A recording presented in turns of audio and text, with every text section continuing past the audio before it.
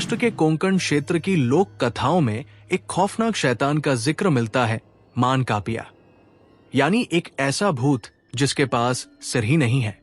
कहा जाता है कि ये कोई साधारण भूत नहीं, बल्कि एक असली अर्बन लेजेंड है। पुरानी कहानियों के मुताबिक मानकापिया असल में एक डाकू था, जिसने गांव के लोगों पर बहुत अत्याचार किए थे। तंग आकर गांव वालों ने उसे पकड़कर पेट से लटकाया और उसका सिर काट दिया, लेकिन उसकी आत्मा को शांति नहीं मिली। आज भी वो जंगलों में भटकता है, हाथ में कुल्हाड़ी लिए, हर उस इंसान से बदला लेने के लिए जो उसकी मौत का कारण बना। 2015 में रत्नागिरी के पास एक गांव में 4 दोस्त रहते थे।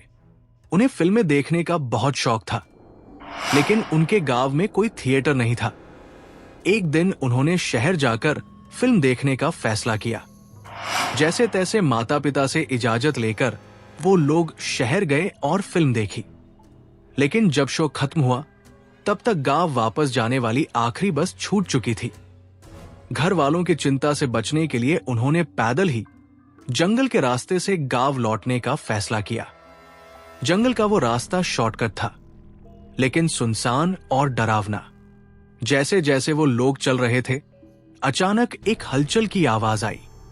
चारों ने देखा कि एक इंसान जंगल में घूम रहा है, बिना सिर के और हाथ में कुल्हाड़ी लिए।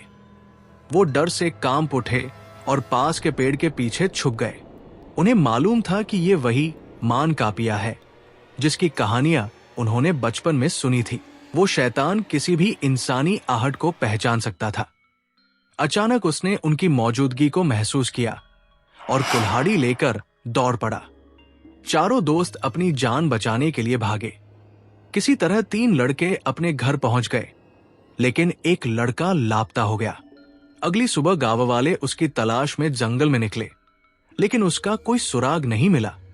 करीब 15 दिन बाद उसकी लाश मिली और उसका सिर गायब था। ऐसा लग रहा था जैसे किसी ने उसकी गर्दन एक तेज हथियार से काट दी हो। इस घटना ने गांव में दहशत फैला दी। पुलिस ने भी जांच की, लेकिन कोई सबूत नहीं मिला।